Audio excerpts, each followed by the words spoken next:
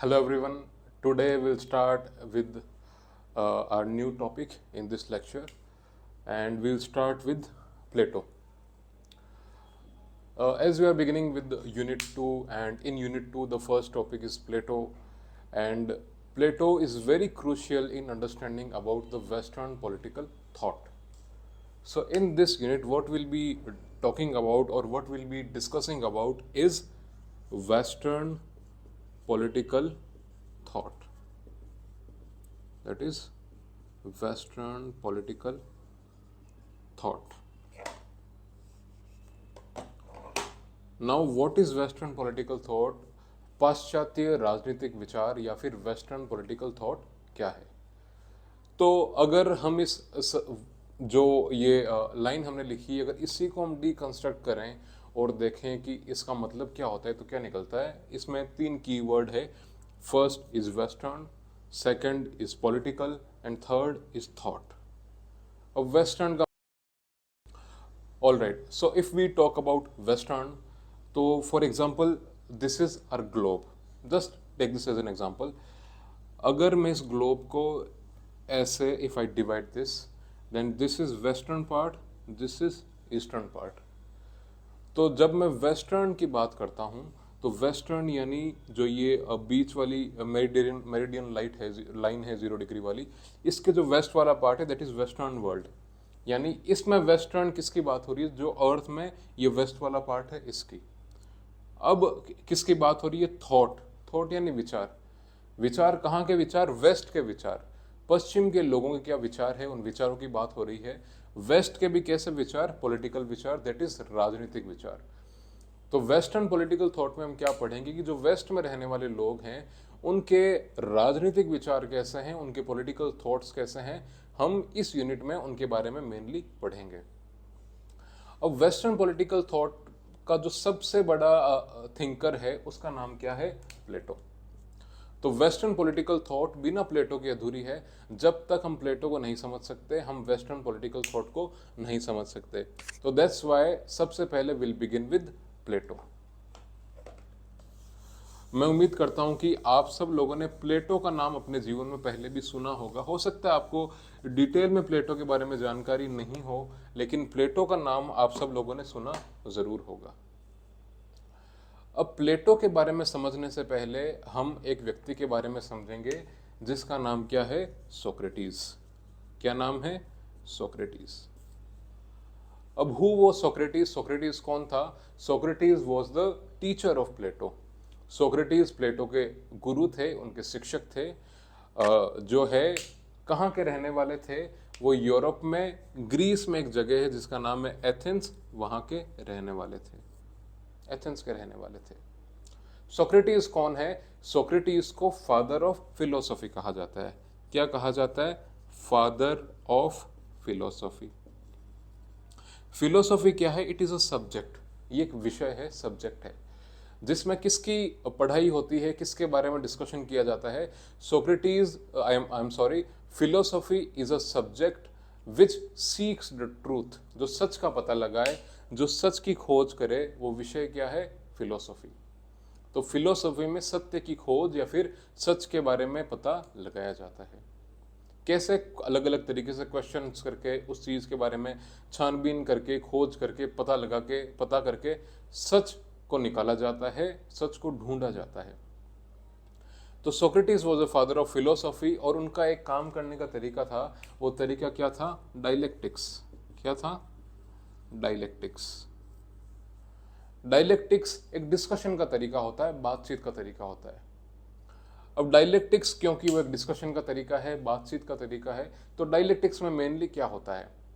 Dialectics में क्या होता है कि एक सामने वाला जो व्यक्ति क्वेश्चंस पूछ रहा है, प्रश्न पूछ रहा है, वो सामने वाले इंसान से कोई भी क्वेश्चन पूछेगा. क्वेश्चन क्या पूछेगा? For example, what is life? जीवन क्या है? अब सामने वाला इंसान आंसर देगा. वो आंसर हो सकता है, दे सकता है कि लाइफ क्या है? Life is happiness. जीवन एक सुख है. तो सोक्रेटिस काउंटर क्वेश्चन उससे करेगा, वाई लाइफ इज हैप्पीनेस? जीवन सुख क्यों है? तो वो इंसान कहेगा जीवन सुख इसलिए है क्योंकि आपको परिवार का साथ मिलता है, आपको माता पिता का साथ मिलता है, आपको दोस्तों का साथ मिलता है, इस वजह से जीवन क्या है? एक सुख है. हो सकता है दूसरे व्यक्ति से पूछे बताओ, तुम बताओ व्हाट इज लाइफ, वो कहेगा लाइफ इज सैडनेस सोरो, लाइफ दुख है, जीवन एक दुख है। सोक्रेटिस उससे पूछेगा तुम्हारे अनुसार जीवन दुख क्यों है। हो सकता है वो व्यक्ति कहेगा जीवन दुख इसलिए है क्योंकि जीवन में इंसान बीमार होता है, अपनों को खोता है, समय समय पर लोगों से धोखा खाता है, दुख झेलता है, इसलिए जीवन क्या है, दुख। अब क्योंकि सोक्रेटिस फिलोसॉफी पढ़ रहा है, फिलोसॉफी की पढ़ाई करवा रहा है अपने स्टूडेंट्स को, और फिलोसॉफी का मेन काम ही क्या है, सत्य का पता लगाना। तो उसने दो लोगों से दो सवाल पूछे कि जीवन क्या है। एक ने कहा कि जीवन सुख है, दूसरे ने कहा जीवन दुख है, और दोनों ने अपने अपने उदाहरण दिए, अपने अपने अनुभव से बताया कि जीवन सुख या दुख क्यों है। अब सोक्रेटिस का काम है पता लगाना।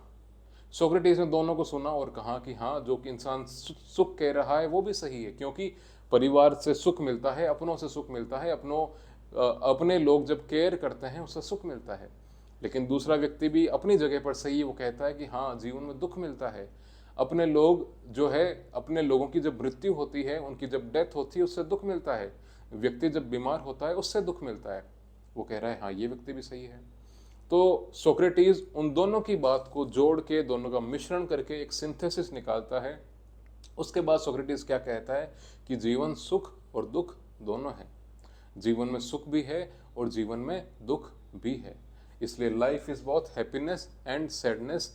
उसने फिलोसॉफी के माध्यम से इस सच का पता लगाया कि जीवन सुख और दुख दोनों है। जीवन ना तो केवल सुख है और ना ही केवल दुख है। Life is not only happiness and life is not only sadness, life is both happiness and sadness. ये सोक्रेटिस ने पता लगाया। ये मेनली सोक्रेटिस का काम था कि he was a father of philosophy, और वो सत्य का पता लगाता था। अब हम सोक्रेटिस को इतना डिटेल में क्यों जानना चाहते हैं प्लेटो को समझने से पहले, क्योंकि सोक्रेटिस देखिए कहाँ का रहने वाला था, वो एथेंस का रहने वाला था। एथेंस का, एथेंस कहाँ पर है, ग्रीस में है। अब एथेंस में क्या था कि सोक्रेटिस के समय एथेंस के अंदर डेमोक्रेसी थी। क्या थी, डेमोक्रेसी। डेमोक्रेसी यानी लोकतंत्र, that is rule of people. Abraham Lincoln की जो बहुत पॉपुलर डेफिनेशन है, rule of the people, for the people, by the people. So democracy is rule of the people, लोगों के द्वारा चुना हुआ शासन है, एडमिनिस्ट्रेशन है। सोक्रेटिस को और प्लेटो को दोनों को ही डेमोक्रेसी नहीं पसंद। डेमोक्रेसी क्या होती है, अब्राहम लिंकन की काफी फेमस जो डेफिनेशन है उसमें डेमोक्रेसी का क्या कहा गया है, rule of the people, for the people, by the people. यानी डेमोक्रेसी एक ऐसी गवर्नमेंट बनाता है जो लोगों के द्वारा बनती है, जिसको लोग इलेक्ट करके बनाते हैं अलग अलग तरीकों से। और सोक्रेटिस का ये मानना है कि डेमोक्रेसी के अंदर क्योंकि लोग इलेक्ट करते हैं, तो आपको लोगों को एक तरीके से अपनी बातों से इन्फ्लुएंस करना, उनको आपके आइडियाज से इंप्रेस करना बहुत आवश्यक है।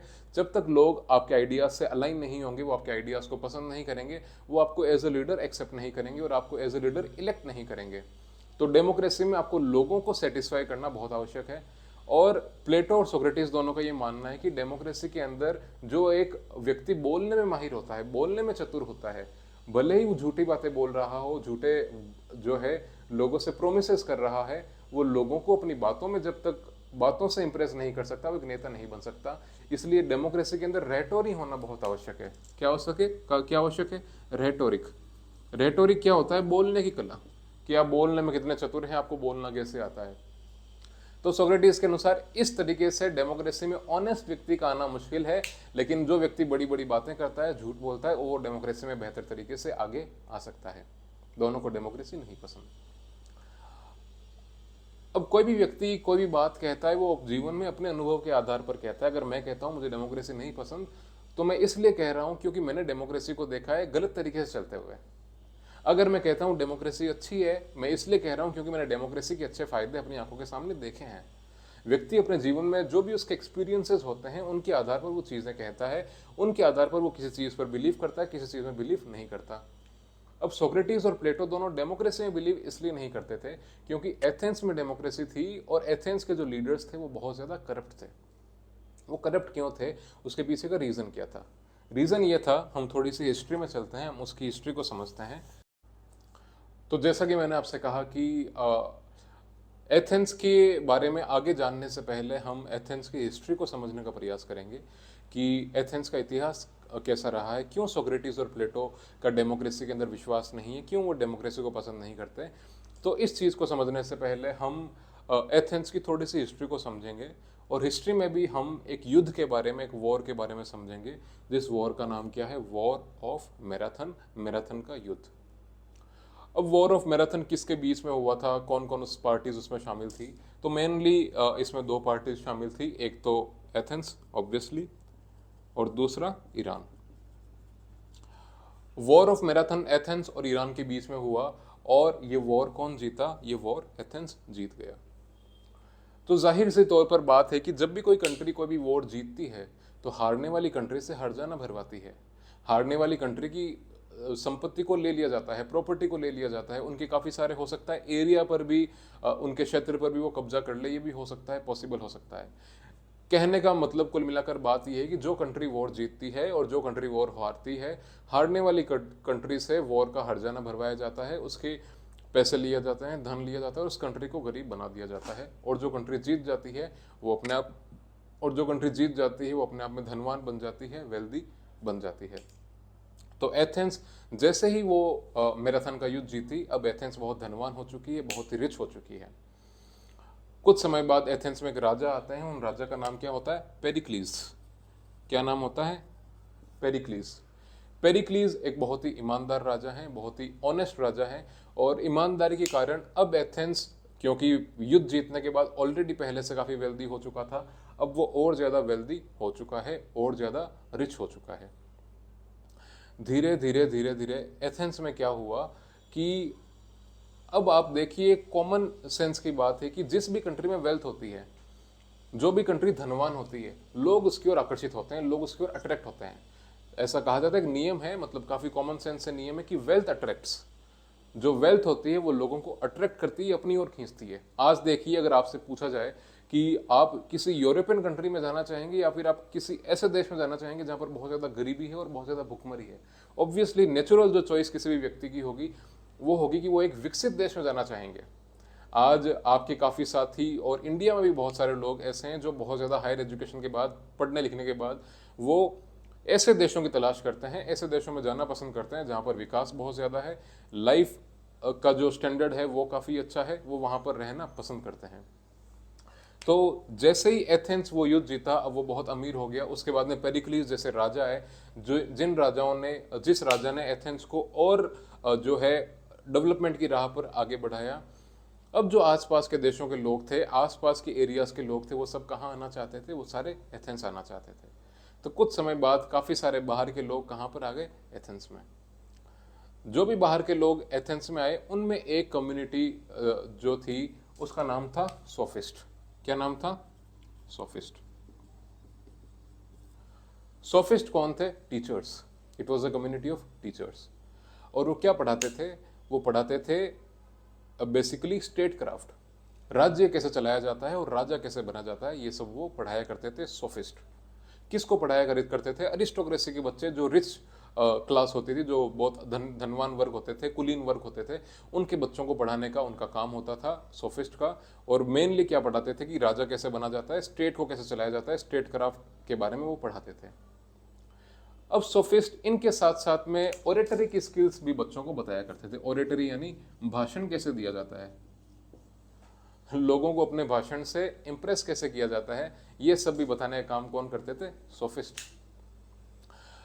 अब क्योंकि सोफिस्ट ये सब चीज़ें पढ़ा रहे हैं अपने स्टूडेंट्स को, तो जाहिर सी बात है कि आने वाले समय में जो एथेंस के लोग होंगे, जो भी राजा बनना चाहेंगे, वो मोस्टली किससे पढ़े हुए होंगे, सोफिस्ट से पढ़े हुए होंगे।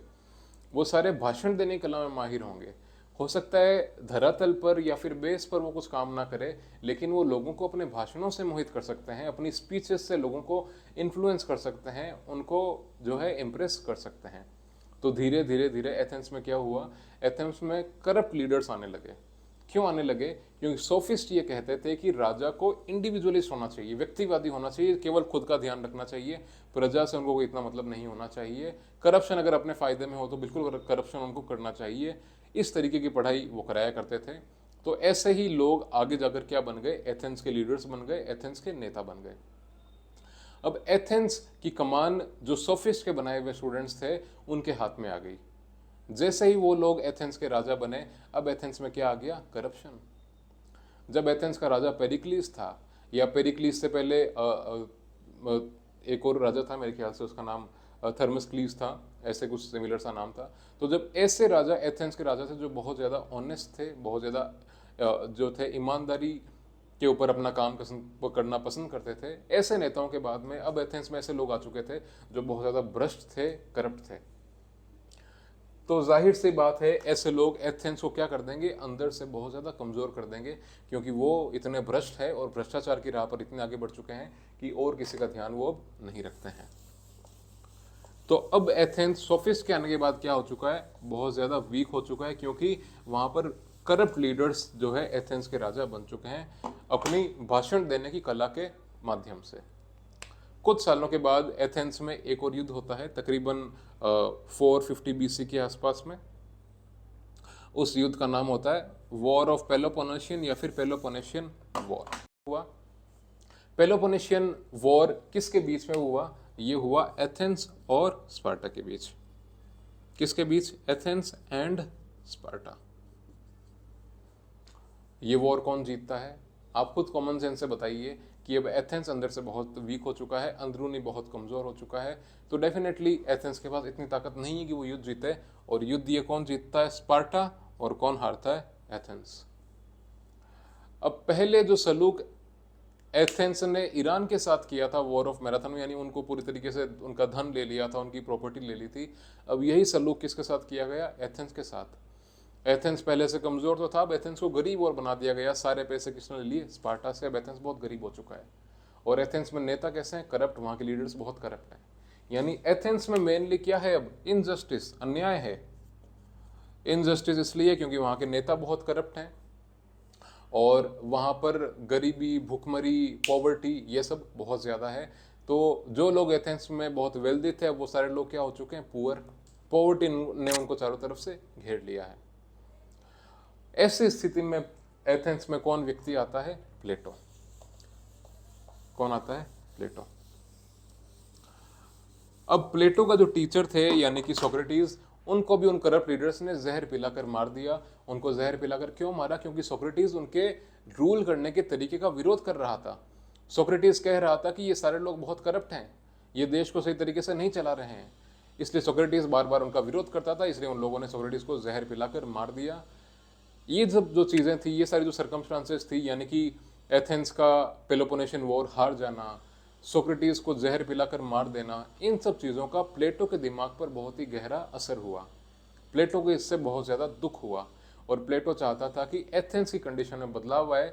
एथेंस जो गरीबी की राह पर आगे बढ़ चला है उसको रोका जाए, इन करप्ट लीडर्स को यहाँ से हटाया जाए, और जो इनजस्टिस एथेंस में प्रिवेलेंट है, जो अन्याय वो बहुत फैल चुका है, he wanted to get rid of injustice from Athens and he wanted to establish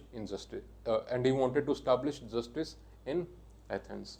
वो वापस से एथेंस में न्याय को लाना चाहता था, जस्टिस को एस्टैब्लिश करना चाहता था। इसीलिए प्लेटो ने किताब लिखी। उस किताब का नाम क्या था? रिपब्लिक। क्या नाम था किताब का? रिपब्लिक। और इसका जो सब टाइटल था वो क्या था? Concerning justice. Concerning justice. यानी इस बुक में प्लेटो ने क्लियर कर दिया कि मैं ये चाहता हूं कि एथेंस के अंदर वापस से न्याय की स्थापना हो, वापस जस्टिस लाया जाए। अब जस्टिस कैसे लाया जाएगा, न्याय की स्थापना कैसे होगी, ये प्लेटो अपनी किताब के माध्यम से बताता है। प्लेटो कहता है कि जब तक राजा फिलोसोफर नहीं होगा या फिर राजा फिलोसॉफी को नहीं पढ़ेगा, स्टेट में जस्टिस नहीं आ सकता। फिलोसॉफी। अब ये बात ध्यान रखिएगा, याद रखिएगा कि प्लेटो किसका स्टूडेंट था? प्लेटो सोक्रेटिस का स्टूडेंट था। और सोक्रेटिस किसका फादर था? फिलोसॉफी का फादर था। और फिलोसॉफी में किस चीज़ की पढ़ाई की जाती है? सत्य की खोज की जाती है। They research behind the truth, they seek the truth, सत्य का पता लगाते हैं। और जिस व्यक्ति ने फिलोसॉफी पढ़ी है वो हमेशा सही करता है। वो सही क्यों करता है? क्योंकि उसको सही और गलत दोनों के बारे में पता है। और प्लेटो का ये मानना है, सोक्रेटिस का भी ये मानना था कि जिस व्यक्ति को सही और गलत दोनों के बारे में पता होता है वो हमेशा क्या करता है? वो सही करता है, वो गलत नहीं करता है। इसीलिए प्लेटो ने कहा, क्योंकि वो सोक्रेटिस का स्टूडेंट था, तो उसका ये मानना था कि अगर राजा ने फिलोसॉफी पढ़ी होगी, अगर राजा एक फिलोसोफर होगा, तो that would be a good king, that would be an honest king. इसलिए the either the king should study philosophy or the king should be philosopher to run the state in a healthy manner. राज्य को सही तरीके से चलाने के लिए राजा को या तो फिलोसोफर होना चाहिए या उसको फिलोसॉफी पढ़ी हुई होनी चाहिए। तो जब कोई राजा फिलोसोफर होगा या फिर उसने फिलोसॉफी पढ़ी होगी तो स्टेट के अंदर वो क्या लेके आएगा, अन्याय को खत्म करेगा और न्याय लेके आएगा, जस्टिस की स्थापना करेगा। That king will establish justice into the society और इन एथेंस। तो the king has to be philosopher. तो प्लेटो का सबसे इंपॉर्टेंट कंसेप्ट क्या है, फिलोसोफर किंग का, क्योंकि फिलोसोफर किंग एथेंस में क्या करेगा, that person will establish justice. Books written by Plato, these are some of the important books written by Plato. First, the Republic, then the Politics, then the Laws, the Timaeus, the Crito, Meno, Apology, Gorgia. These are some of the important books that were written by Plato. इसमें से Republic, politics, the laws, इनके questions जो है बार बार आते रहते हैं, तो आप जो है इनको भी देख सकते हैं इन बुक्स को, because questions from these books are asked quite often. All right, so these are some of the important theories given by Plato. First is theory of idea, second is theory of justice, third is theory of education, fourth is theory of philosopher king. These are some of the important theories which were given by Plato, and questions from these theories are asked in examination quite often. So we'll discuss these theories one by one. First we'll begin with the theory of idea. अब हम करेंगे Plato की first theory, that is theory of idea. Plato ने theory of idea को पहले coat से समझाया। Coat क्या है, reality is a shadow of idea. Reality क्या है, वो आइडिया की एक शेडो है, आइडिया की एक छाया है। इस कोट को समझाने के लिए प्लेटो ने एक छोटी सी कहानी बताई है। उस कहानी का टाइटल क्या है, एलिगरी ऑफ केव। क्या टाइटल का नाम क्या है कहानी का, एलिगरी ऑफ केव। इसमें प्लेटो ने क्या समझाया है, प्लेटो ने बेसिकली इसमें बताया है कि एक केव है, एक गुफा है। ये थोड़ा सा रफ डायग्राम है, प्लीज आप समझने का प्रयास करना। आप गूगल पर भी एक डायग्राम निकाल सकते हैं। उसने एक केव बनाई है। केव के अंदर उसने कहा गुफा के अंदर कुछ लोग बैठे हैं, जैसे यहाँ पर मैंने कुछ लोग यहाँ पर बनाए। गुफा के अंदर कुछ लोग बैठे हुए हैं जो आपस में जंजीरों से जकड़े हुए हैं, लोहे की जंजीरों से जकड़े हुए हैं, हाथ बंधे हुए हैं, पाँव बंधे हुए, और एक दूसरे से भी तीनों लोग बंधे हुए हैं। उनके पास में कुछ लकड़ियों से आग जल रही है, और आग से के साथ, और इन तीनों ने अपना फेस किधर कर रखा है, तीनों ने अपना फेस दीवार की तरफ कर रखा है, तीनों दीवार की तरफ देख रहे हैं। गुफा के बाहर क्या है, यहाँ पर कुछ लोग चल रहे हैं, क्योंकि यहाँ पर सूरज है। तो सूरज की रोशनी से क्या है, सूरज की रोशनी से इन लोगों की छाया कहां पर पड़ रही है, गुफा के अंदर। तो जैसे ही सूरज की रोशनी से इन लोगों की छाया गुफा के अंदर पड़ रही है, जो लोग गुफा के बाहर हैं, तो गुफा के बैठे लोगों का मुंह किस तरफ है, इनका मुंह दीवार की तरफ है, और दीवार के ऊपर क्या बन रही है, शेडो, छाया बन रही है, किनकी, इन लोगों की जो गुफा के बाहर है। लेकिन गुफा के अंदर बैठे लोग जो कभी गुफा से बाहर नहीं गए, जो कभी केव से बाहर नहीं गए, उनको ये लग रहा है कि ये जो शेडो दीवार के ऊपर बन रही है, ये रियल लोग हैं। जो दीवार के ऊपर शेडो चल रही है, रियल लोग चल रहे हैं। इनको नहीं पता रियल लोग कैसे होते हैं, क्योंकि ये कभी गुफा से बाहर निकले ही नहीं। इनको नहीं पता रियल क्या होता है।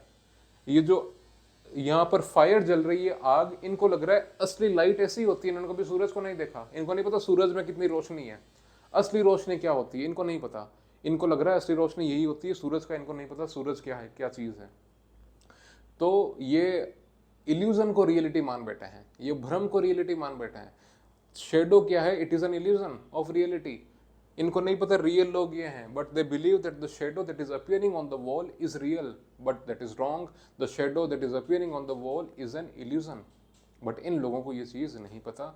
इनको लग रहा है कि जो दीवार के ऊपर शेडो बन रही है वो रियल है, जो लकड़ियों से आग निकल रही है, लाइट जो लकड़ियों से निकल रही है वो रियल लाइट है। इनको नहीं पता रियल लाइट किससे निकलती है, सूरज से निकलती है, वो सन से आती है। कुछ समय बाद इनमें से एक इंसान कैसे ही करके अपने आप को जो है उन जंजीरों से आजाद कर लेता है। जंजीरों से आजाद होकर वो एक इंसान चलकर कहां पर आता है, बाहर।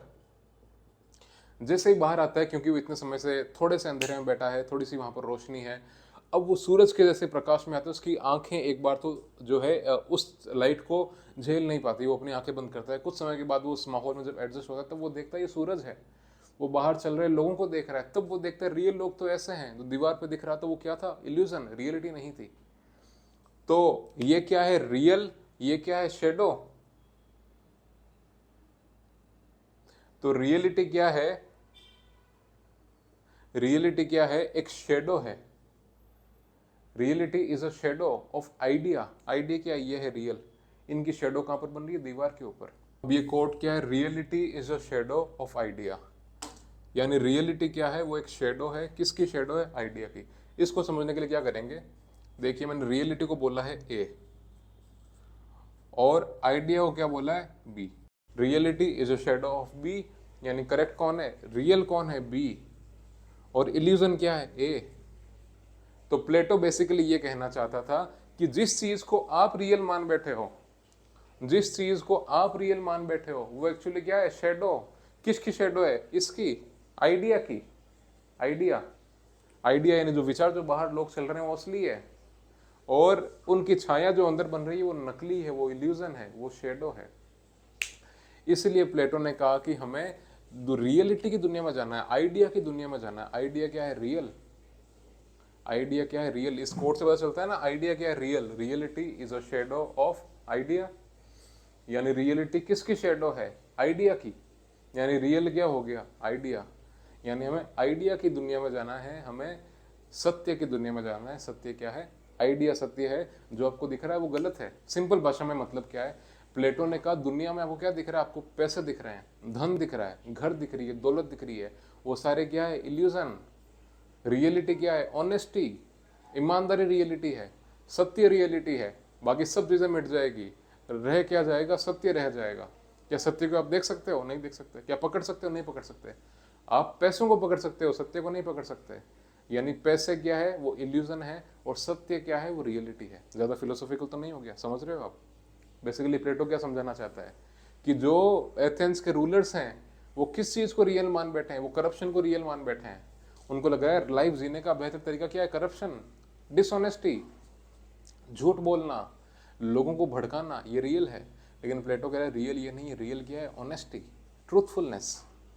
तो प्लेटो ने कहा ये सारे लोग जो मटेरियलिस्टिक जंजीरों में जकड़े हुए हैं, इनमें से एक इंसान आजाद होकर बाहर जाएगा, और वो बाहर जाकर वापस अंदर आएगा, क्योंकि उसने रियल सूरज को देख लिया, उसने रियल लाइट को देख लिया है, उसने रियल लोगों को देख लिया, उसको इल्यूजन और रियलिटी के बीच का डिफरेंस पता है।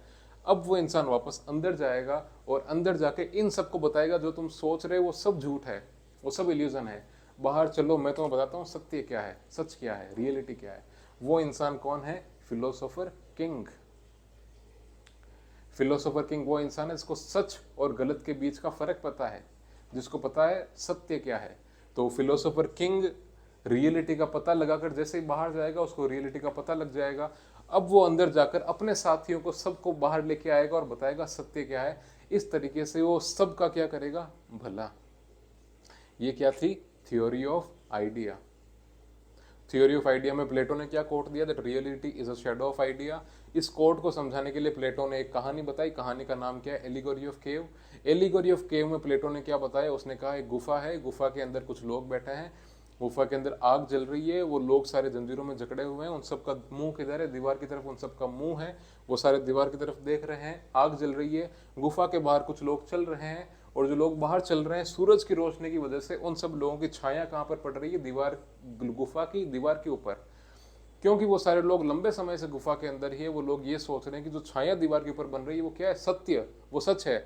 लेकिन एक्चुअल में वो छाया क्या है, इल्यूजन, ये उनको नहीं पता। उनमें से एक इंसान अपनी जंजीरों को तोड़ता है, तोड़कर बाहर निकलता है। बाहर आकर वो देखता है कि असली लाइट लकड़ियां नहीं है, लकड़ियों से निकलने वाली आग नहीं है, असली लाइट क्या है, सूरज। असली लोग जो दीवार पे चित्र बन रहे हैं वो असली लोग नहीं है, वो छाया असली नहीं है। असली लोग कौन है, जो रास्ते पे चल रही है, those are the real people, actual people. तब उस व्यक्ति को समझ में आता है रियलिटी क्या है और इल्यूजन क्या है। वो व्यक्ति गुफा के अंदर जाता है, उन सबको जंजीरों से आजाद करता है और बाहर लेके आता है और उनको बताता है रियलिटी क्या है। वो इंसान कौन है, फिलोसोफर किंग। तो प्लेटो ने कहा कि हम सब लोग इस दुनिया में रियल किसको मान बैठे हैं, हम दौलत को रियल मान बैठे हैं, हम कुछ समय के दिखावे को रियल मान बैठे हैं। इसलिए हम सब क्या कर रहे हैं, करप्शन। और इसकी वजह से एथेंस में क्या आ गया है, इनजस्टिस, अन्याय। इसको दूर करने के लिए हमको रियलिटी को पहचानना होगा, रियल क्या है। उसने कहा रियल करप्शन नहीं है, रियल ऑनेस्टी है। रियल करप्शन नहीं है, रियल सेक्रीफाइस है। एक दूसरे का भला करना, एक दूसरे की मदद करना, ट्रूथ बोलना, सच की राह पर चलना, वो सारे क्या है, दैट इज रियलिटी। यानी reality is a shadow of idea. यानी रियलिटी क्या है, एक शेडो। रियलिटी यानी जो आपको दिख रहा है वो इल्यूजन है, और रियल क्या है, आइडिया, विचार रियल है। जो आइडिया क्या है, जो कभी भी गलत नहीं हो सकता, जो कभी भी चेंज नहीं हो सकता। पैसे कम ज़्यादा हो सकते हैं, लेकिन सत्य जो है हमेशा वही रहेगा। तो आइडिया क्या है, जो कभी भी चेंज नहीं हो सकता, जो हमेशा एक जैसा रहेगा, जो हमेशा कांस्टेंट रहेगा, that is idea. All right, so will begin with Plato's next theory, that is theory of justice. Theory of justice में प्लेटो ने एक कोट दिया है। उस कोट में उसने क्या कहा है, that state is individual, writ large. Writ को रिटर्न भी कहा जाता है, क्योंकि आपको बेसिकली बुक में रिट ही लिखा हुआ मिलेगा, लेकिन रिट का मतलब क्या है, रिटर्न। इसलिए मैंने स्लैश करके रिटर्न भी लिख दिया, क्योंकि अगर मैं केवल रिटर्न लिखूंगा तो आप लोग कंफ्यूज हो जाएंगे। तो कोट क्या है, that state is individual, return large. इसको समझने से पहले हम कुछ और समझेंगे इस थ्योरी के अंदर। प्लेटो ने, क्योंकि प्लेटो ने जो बुक लिखी है, बुक का नाम है द रिपब्लिक। रिपब्लिक में बेसिकली प्लेटो क्या करना चाहते हैं, वो एथेंस के अंदर जस्टिस को स्थापित करना चाहता है, जस्टिस को स्टैब्लिश करना चाहता है। इसके लिए प्लेटो ने जो है रिपब्लिक बुक को लिखा है, क्योंकि एथेंस के अंदर बहुत ज़्यादा इनजस्टिस है, वहाँ पर अन्याय है, और प्लेटो वहाँ पर अन्याय को हटाकर न्याय की स्थापना करना चाहता है। इसीलिए वो ये सारी चीज़ें कर रहा है, वो ये सारी थ्योरीज दे रहा है। मेनली हमने थ्योरी ऑफ आइडिया को देख लिया है, जिसमें वो फिलोसोफर किंग को लाने की बात करता है और बताता है कि ये जो अंधकार है, इल्यूजन है, इस इल्यूजन से केवल एक व्यक्ति बाहर निकाल सकता है, जो कौन है, फिलोसोफर किंग। अब जस्टिस की आवश्यकता क्यों है, और जस्टिस कैसे स्टैब्लिश किया जा सकता है, वो कैसे होगा, इसको समझते हैं। प्लेटो ने ये माना है कि जो इंसान होता है, ह्यूमन होता है, उसके अंदर मेनली 3 क्वालिटीज होती हैं। कितनी क्वालिटीज होती हैं? 3।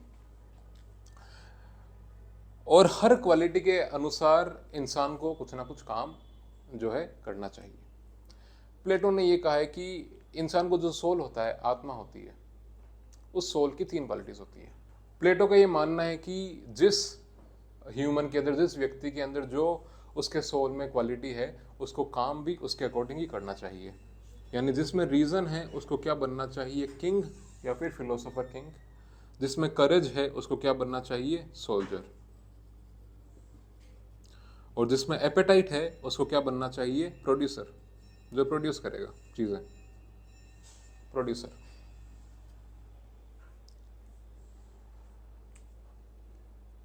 अगर, और प्लेटो ने कहा कि हर व्यक्ति के अंदर तीनों क्वालिटीज होती हैं।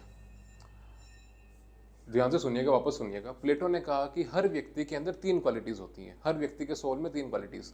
पहली होती है रीजन, दूसरी होती है करेज, तीसरी होती है एपेटाइट। हर व्यक्ति के अंदर तीनों क्वालिटीज होती है। हर व्यक्ति में रीजन होगा, हर व्यक्ति में करेज होगा, हर पर्सन के अंदर एपेटाइट होगी।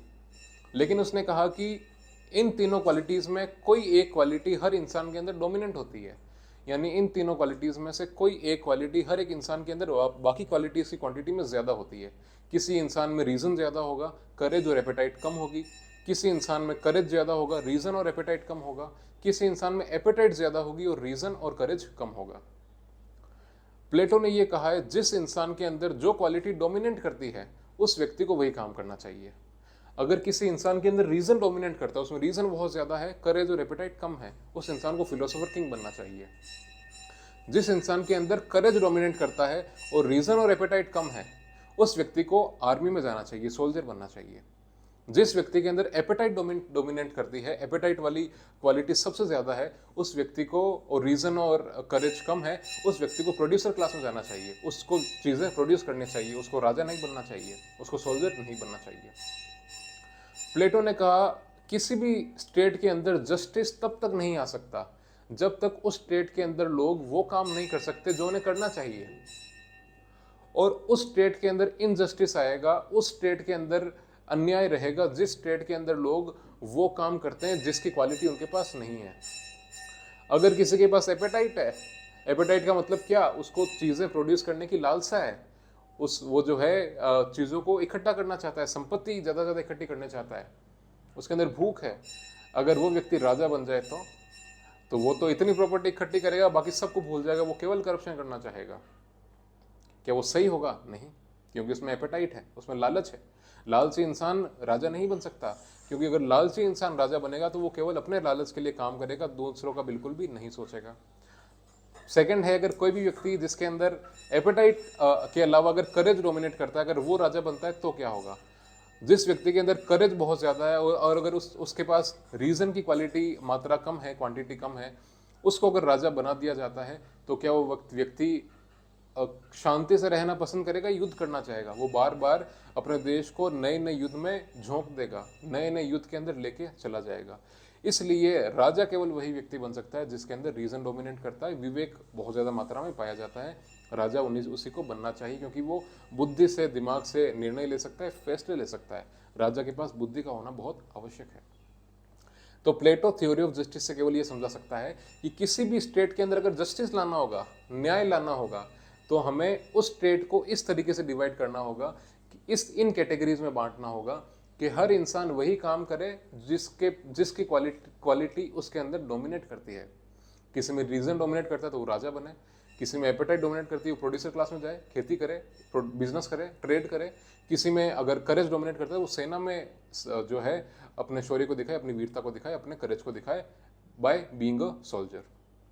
तो ये उसने थ्योरी ऑफ जस्टिस में बताया। अब उसने कहा कि अगर किसी भी सोसाइटी को देखना है वो सोसाइटी कैसी है, तो हमें सोसाइटी के लोगों से देखना होगा। कोर्ट का मतलब क्या है? State is individual written large. मतलब क्या है? प्लेटो ने क्या कहा है कि स्टेट क्या है? एक इंडिविजुअल, एक व्यक्ति है। जैसे भारत एक स्टेट है, उसने कहा भारत एक व्यक्ति है। वो व्यक्ति कौन है? भारत में रहने वाला व्यक्ति है, वो भारत है, उसको भारत कह दो। भारत के अंदर कोई भी व्यक्ति रहता है, उसका नाम क्या है? भारत। वो एक देश बन जाएगा अगर उसको बड़े अक्षरों में लिख देंगे, वो क्या बन गया? देश। सिंपल सा मतलब क्या है कि एक देश वैसा ही होगा जैसे वहां के नागरिक होंगे। अगर आप देखना चाहते हो इंडिया कैसा है तो आप इंडियंस को देखिए। अगर इंडियंस हार्ड वर्किंग है तो इंडिया बहुत अच्छा होगा, अगर इंडियंस लेजी है तो इंडिया पीछे हटक जाएगा। तो प्लेटो ने कहा किसी भी देश को देखना है तो देश में रहने वाले नागरिकों को देखना होगा, लोग वैसे ही हैं। मैं अक्सर इंडिया और जापान का कंपैरिजन करता रहता हूँ कि जापानीज लोग जो होते हैं, they are very hard working, they are very efficient, they are very punctual, they are good at many things. Why? इसी कारण से जापान ने दुनिया में अपनी एक अलग पहचान बनाई, क्योंकि Japanese are very Japanese have some great qualities which they inherit. Because of that, Japan has, Japan has been able to carve out a different image for itself because of its people. और India की अगर एक image है तो किसके कारण है? Because of Indians. US की अगर कोई इमेज है that is because of Americans. Her country की इमेज किसी वजह से, उसमें रहने वाले लोगों की वजह से। तो थ्योरी ऑफ जस्टिस में प्लेटो ने क्या क्या कहा? State is individual written large. यानी अगर आपको देखना है कि किसी कंट्री में जस्टिस है या नहीं है, तो आपको ये देखना होगा वहाँ के रहने वाले लोगों में जस्टिस है या नहीं है। अगर वहाँ पर रहने वाले लोग वही काम कर रहे हैं जो उनकी क्वालिटी है तो उसमें जस्टिस आएगा, और अगर वहाँ पर रहने वाले लोग वो काम नहीं कर रहे जो उनके पास डोमिनेंट क्वालिटी, तो वहाँ पर जस्टिस कभी भी नहीं आ सकता। All right, so will begin with the next theory of Plato, that is theory of education. In theory of education Plato ने एक्चुअली बेसिकली बताया है कि जो है स्टेट में जो लोग पढ़ रहे हैं, जो स्टूडेंट्स हैं, उनको एजुकेशन कैसे देना चाहिए और कैसे कोई व्यक्ति फिलोसोफर किंग बनेगा। क्योंकि हमने ऑलरेडी थ्योरी ऑफ जस्टिस कर ली है कि जस्टिस स्टेट में कैसे आएगा, तो प्लेटो ने कहा कि जस्टिस स्टेट में तब आएगा जब हम पता लगा पाएंगे, जब उस स्टेट में इंसान वही काम करेगा जो क्वालिटी उसके अंदर मोस्टली डोमिनेट करेगी। लेकिन किस इंसान के अंदर कौन सी क्वालिटी, उसका पता कैसे लगाएं? कैसे पता लगाए किस इंसान के अंदर रीजन ज़्यादा है? कैसे पता लगाए किसके अंदर करेज ज़्यादा है? कैसे पता लगाए किसके अंदर एपेटाइट ज़्यादा है? तो पता लगाने के लिए प्लेटो ने क्या दिया? Theory of education. उसके माध्यम से we can identify which quality is dominant in a particular person. तो थ्योरी ऑफ एजुकेशन को प्लेटो ने 6 स्टेजेस में बांटा है। सबसे पहले 0 to 6, then 7 to 18, then 18 to 20 years, then 21 to 30 years, then 31 to 35 years, then 36 to 50 years। सबसे पहले 0 से 6 साल में प्लेटो ने क्या कहा है कि जिस बच्चे की आयु भी 0 से 6 साल की है, उनको हमें केवल कहानियाँ सुनानी है, म्यूजिक के माध्यम से पढ़ाना है। आपने स्कूल में देखा होगा बच्चों को संगीत के माध्यम से पढ़ाते हैं। छोटे छोटे बच्चों को सिखाते हैं कि twinkle twinkle little star, how I wonder what you are, up above the world so high, like a diamond in the sky. तो छोटे छोटे बच्चों को म्यूजिक के माध्यम से सिखाया जाता है, Johnny Johnny yes papa, eating sugar no papa, telling lie no papa, open your mouth ha ha हा। या फिर दो एकम दो, दो दूनी चार, दो तिया छः, दो चौके आठ, या टू वन ज़ा टू, टू टू ज़ा फोर, टू थ्री ज़ा सिक्स, टू फोर ज़ा एट। तो बच्चों को संगीत के माध्यम से पढ़ाया जाता है। तो बच्चे घर पे भी जब आते हैं तो उनको मैथ्स बोरिंग नहीं लगती, वो गाते गाते उनको वो कविता लगती है, उनको मैथ्स नहीं लगती, वो सोचते हैं कविता है। कविता में क्या होता है, दो एकम दो, दो दूनी चार, उनको नहीं पता वो कविता के माध्यम से मैथ्स सीख रहे हैं। तो study becomes interesting for the students. तो प्लेटो ने क्या कहा, बचपन में बच्चों को कैसे पढ़ाना है, संगीत के माध्यम से पढ़ाना है, म्यूजिक के माध्यम से पढ़ाना है। इससे वो पढ़ाई के प्रति उनकी रुचि डेवलप होगी, उनका इंटरेस्ट डेवलप होगा और चीज़ों को आसानी से सीख पाएंगे। तो म्यूजिक और मॉरल स्टोरीज, आपने लंबा समय हो गया होगा कि आपने कोई मॉरल स्टोरी पढ़ी होगी, लेकिन अपना बचपन याद करिए, रोज आप कोई ना कोई दिन आप कितनी मॉरल स्टोरीज पढ़ते थे कि honest is the best policy, ईमानदारी ही सबसे अच्छी नीति है। और भी पता नहीं कितनी सारी कहानियां जिसमें कोई ना कोई अच्छा मैसेज होता था, संदेश होता था। वो कहानियां बचपन में आप कितनी पढ़ते थे। उन कहानियों से क्या होता है, बच्चों के अंदर मॉरल वैल्यूज डेवलप होती हैं। बच्चे उन कहानियों के माध्यम से सीखते हैं कि झूठ बोलना पाप है, सत्य बोलना चाहिए, बेईमानी गुनाह है, ईमानदार होना चाहिए। उन कहानियों से इंसान सीखता है चोरी नहीं करनी चाहिए, हमेशा एक दूसरे का भला करना चाहिए, ईर्ष्या नहीं करनी चाहिए, जलन नहीं होनी चाहिए। ये बच्चे कहानियों के माध्यम से सीखते हैं। तो ये कहानियाँ कम उम्र में बच्चों को इसलिए सुनाई जाती है क्योंकि कम उम्र में उनकी मॉरल वैल्यूज की फाउंडेशन को रखा जाता है। वो कैसे आगे जाकर फ्यूचर में व्यक्ति बनेंगे, बच्चा इंसान कम उम्र में ज़्यादा बेहतर तरीके से सीख पाता है। आज भी आप जैसे व्यक्ति होंगे उसके पीछे आपके चाइल्डहुड का रोल बहुत ज़्यादा है। कि बचपन में आपने देखा होगा कि मेरी माँ ने कहा कि ईमानदार होना चाहिए, तो मेरे दिल के अंदर घर कर गया कि हाँ ईमानदार होना चाहिए, झूठ नहीं बोलना चाहिए, ये सारी चीज़ें। तो फर्स्ट स्टेज में 0 से 6 में मॉरल स्टोरीज म्यूजिक, इनसे बच्चा सीखेगा।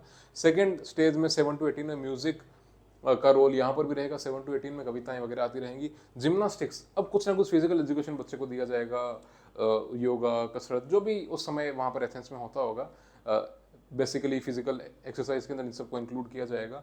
और थोड़ी बहुत मैथ्स वगैरह ये सब होगी। 7 से 18 थोड़ी मैथ्स पढ़ेंगे, थोड़ी लैंग्वेज पढ़ेंगे, थोड़ी लिटरेचर पढ़ेंगे, जो भी उस समय का होगा उसको पढ़ा जाएगा।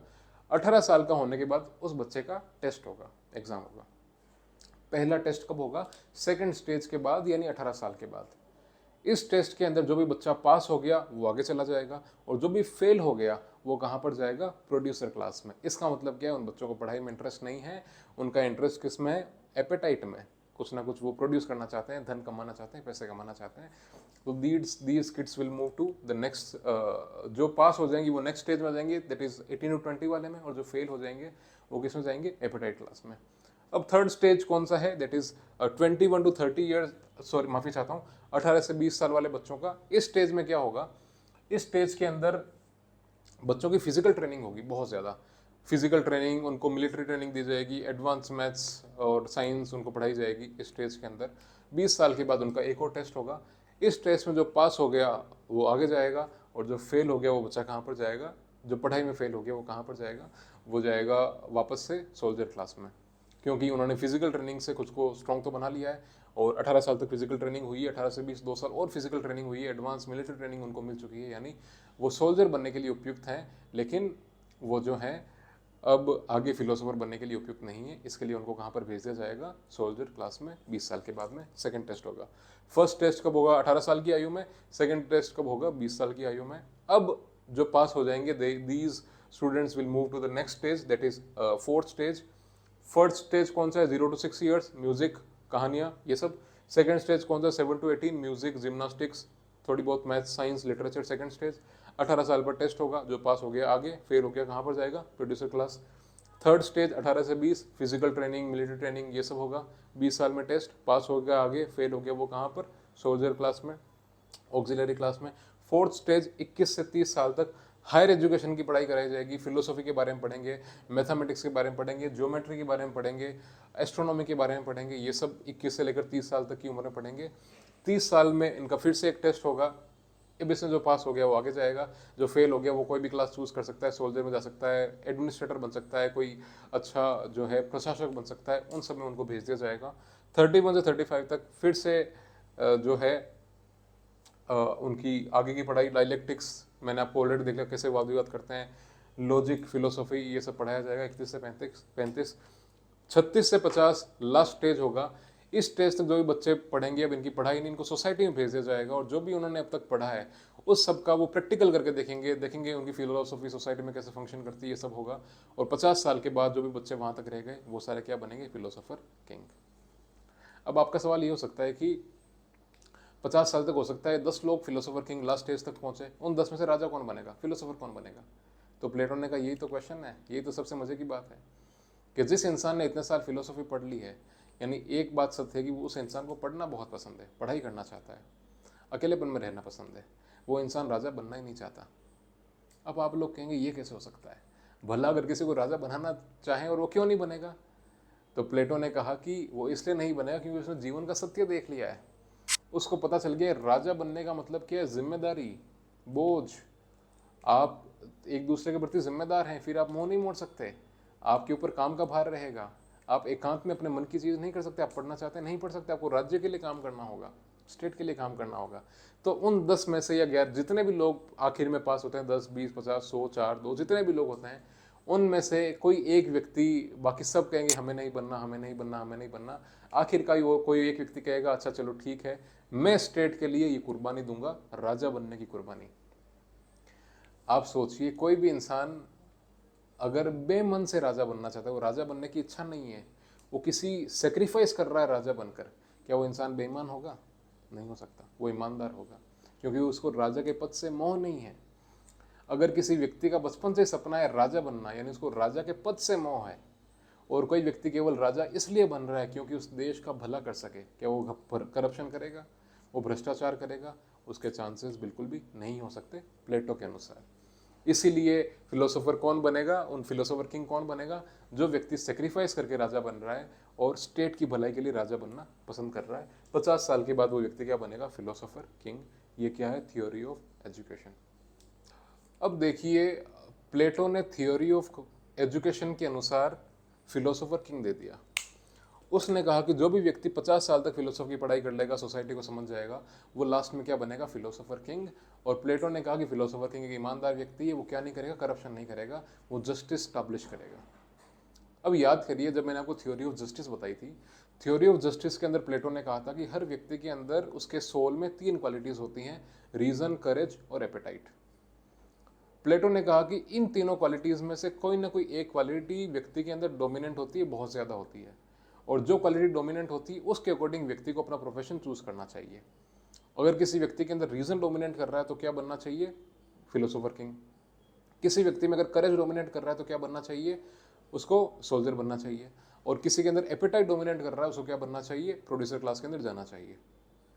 प्लेटो ने यह भी कहा था कि क्वालिटीज तीनों होती है, डोमिनेट क्या करे कोई एक। इसका मतलब क्या, किसी में रीजन है तो उसमें करेज भी है, कम है, उसमें एपेटाइट भी है, कम है। किसी में अगर करेज डोमिनेट कर रहा है उसमें रीजन भी है और एपेटाइट भी है। किसी में अगर एपेटाइट डोमिनेट कर रही है उसमें रीजन भी है, करेज भी है, बाकी 2 क्वालिटीज भी है। तो अगर कोई व्यक्ति फिलोसोफर किंग बन गया, वो राजा बन गया, यानी प्लेटो के अनुसार उस व्यक्ति के अंदर रीजन बहुत ज्यादा है, क्या उसके अंदर करेज नहीं है, एपेटाइट नहीं है, भले ही कम है, उसमें रीजन और एपेटाइट दोनों है। लेकिन जिस इंसान के अंदर एपेटाइट है, लालच है, क्या वो करप्शन नहीं कर सकता? कर सकता है, चांसेस है।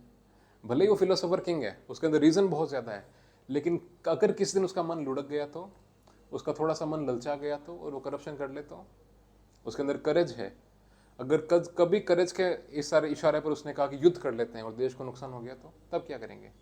तो इससे बचाव करने के लिए प्लेटो ने एक थ्योरी दी है, थ्योरी ऑफ कम्युनिज्म, जिससे राजा के लालच पर काबू कर लिया जाए और उसके करेज पर काबू कर लिया जाए। उसमें क्या बचेगा, केवल रीजन रहेगा। वो लालच से कोई भी निर्णय नहीं लेगा, वो करेज से कोई भी निर्णय नहीं लेगा, वो कोई भी डिसीजन लेगा तो किससे लेगा, रीजन से, विवेक से, बुद्धि से। अब कैसे होता है? तो एक तरीके से थ्योरी ऑफ कम्युनिज्म कॉम्प्लीमेंट करती है किसको, थ्योरी ऑफ एजुकेशन को, उसको सपोर्ट करती है। अगर एजुकेशन कहीं ना कहीं फेल हो जाए तो पीछे से कौन आ जाएगा, कम्युनिज्म, उसको बचाने के लिए। प्लेटो ने यह कहा कि कोई भी इंसान अगर करप्शन करता है, भ्रष्टाचार करता है, कुछ भी गलत करता है, उसके पीछे 2 कारण होते हैं। एक तो कारण है परिवार, दूसरा कारण है प्रॉपर्टी, संपत्ति। ऐसा कोई भी व्यक्ति नहीं है जो करप्शन कर रहा है और उसके पीछे ये दो रीजन ना हो। जब भी व्यक्ति करप्शन करता है वो क्या कह रहा है, मैं अपने परिवार के लिए कर रहा हूँ, मैं धन इकट्ठा किसके लिए कर रहा हूँ, परिवार के लिए। या प्रॉपर्टी इकट्ठी, मैं करप्शन किसके लिए कर रहा हूँ, प्रॉपर्टी इकट्ठी करने के लिए, इन चीजों के लिए। तो प्लेटो ने कहा कि जो गार्जियन क्लास है, कौन सी class, guardian class. Guardian class में दो लोग आएंगे, दो क्लासेस आएंगी। फर्स्ट इज फिलोसोफर किंग, मैं यहाँ पर पी के लिख रहा हूँ। फर्स्ट इज पी यानी फिलोसोफर, के यानी किंग। सेकंड है सोल्जर क्लास। प्लेटो ने कहा कि ये जो दो क्लासेस हैं, that is philosopher king and guardian soldier class, या फिर ये सारी किस में आएगी, गार्जियन क्लास के अंदर। गार्जियन क्लास में कौन आएगा, philosopher king and soldier class. Guardian class वालों के पास दो चीजें नहीं होगी, एक तो उनके पास फैमिली नहीं होगी, दूसरा उनके पास कोई भी प्राइवेट प्रॉपर्टी नहीं होगी, खुद की प्रॉपर्टी नहीं होगी। तो जब वो प्रॉपर्टी और फैमिली रख ही नहीं सकते, फिर करप्शन किसके लिए करेंगे, कोई चांसेस ही नहीं है। तो प्लेटो ने कहा कि कम्युनिज्म ऑफ फैमिली होगी, यानी उनकी खुद की कोई पर्सनल फैमिली नहीं होगी। अगर वो शादी भी करेंगे तो केवल बच्चा प्रोड्यूस करने के लिए करेंगे। उनका बच्चा जैसे जन्म ले लिया, वो बच्चा किसके पास चला जाएगा, स्टेट के पास में। अब राजा को पता ही नहीं उसका बच्चा कौन है, पता ही नहीं होगा राजा को, तो उसको पता नहीं होगा उसकी वाइफ कहाँ पर, वाइफ वापस चली जाएगी, वाइफ उसकी नहीं रहेगी हमेशा के लिए, बच्चा उसका नहीं रहेगा, तो कोई फैमिली नहीं है। प्रॉपर्टी उसकी कोई भी नहीं होगी, सब कुछ सरकारी होगा, उसका किसी प्रॉपर्टी के ऊपर हक नहीं होगा, क्योंकि वो राजा है और वो सोल्जर है। उनके पास ना तो प्राइवेट प्रॉपर्टी होगी, ना ही उनके पास प्राइवेट फैमिली होगी, खुद की फैमिली होगी, पर्सनल फैमिली होगी। तो जब ये चीज़ें किसी व्यक्ति के पास नहीं होगी तो वो करप्शन करेगा, बिल्कुल कोई चांस बनता ही नहीं है। तो अगर किसी व्यक्ति के अंदर एपेटाइट डोमिनेट कर जाए, जिसमें रीजन है, और कभी कभी लालच आ जाए, तो लालच किसके लिए करेगा, ना तो फैमिली है ना प्रॉपर्टी है, तो व्यक्ति ईमानदार ही रहेगा। और जब ईमानदार रहेगा तो स्टेट के अंदर ऑब्वियसली न्याय रहेगा, जस्टिस रहेगा, अन्याय नहीं आ सकता। यह है थ्योरी ऑफ कम्युनिज्म। आई समझ में, एनी डाउट। अब देखिए कि प्लेटो जो है थ्योरी ऑफ फिलोसोफी में क्या कहता है। प्लेटो ने ये कहा है कि अंटिल फिलोसोफर्स बिकम रूलर्स और rulers learn philosophy, there is no end to the predicament. Predicament यानी परेशानी, परेशानी क्या है, अन्याय। तो प्लेटो ने कहा कि जब तक फिलोसोफर्स राजा नहीं बनते या राजा फिलोसफी को नहीं सीखते, जो अन्याय है वो खत्म नहीं हो सकता। Until philosophers become rulers or rulers learn philosophy, there is no end to the predicament that is prevalent in Athens. अब फिलोसोफर वो कैसे बनेगा, उसकी वो सारी स्टोरी हम लोगों ने ऑलरेडी देख ली है। तो फिलोसोफर किंग बेसिकली यही बता रही है कि फिलोसोफर किंग के आने से एथेंस के अंदर जस्टिस स्टैब्लिश होगा, जस्टिस की स्थापना होगी। फिलोसोफर किंग जस्टिस को स्टैब्लिश करेगा। वो क्यों करेगा, क्योंकि उसने फिलोसफी पढ़ी है और उसको सही और गलत का पता है, इसलिए वो न्याय की स्थापना एथेंस के अंदर करेगा। ये फिलोसोफर किंग को बेसिकली से समझा। इन सब का समअप है, इन सारी थ्योरीज का समझ गई। फिलोसोफर किंग ने इतनी पढ़ाई करी है, इतना सब कुछ उसको पता है, इसलिए वो एथेंस में न्याय को लेके आएगा, अन्याय को हटाएगा। इसमें आपको बस एक कोट याद रखना है, फिलोसोफर किंग को जब भी समझाना चाहोगे, प्लेटो ने कहा है कि अंटिल फिलोसोफर बिकम्स रूलर्स और rulers learn philosophy, there is no end to the predicament of human problem this. और ठीक है, ये बेसिकली फिलोसोफर किंग का एक सिद्धांत है कि तभी जो है प्रॉब्लम खत्म होगी।